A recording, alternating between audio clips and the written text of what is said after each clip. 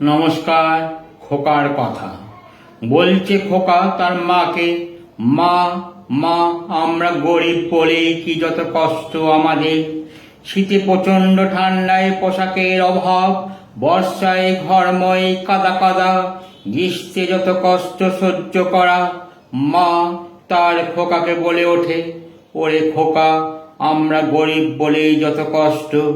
শীত গ্রীষ্ম বর্ষা আমরা কোনো ঋতুতেই পাই না ভরসা। বাবুদের ঘরে কাজের ফাঁকে যেটুকু পাই ঠান্ডা হাওয়া, তারপরেতে ঘরে এসে আবার গরম। খাবারে কষ্ট, জলেও কষ্ট, মাইলের পর মাইল গিয়ে তবেই মেলে জলের সন্ধান। বলছে খোকা তার মাকে, আমরা গরিব বলেই কি গ্রীষ্মে যত কষ্ট। মনে ভাবনাটা এসেছিল ভালোই।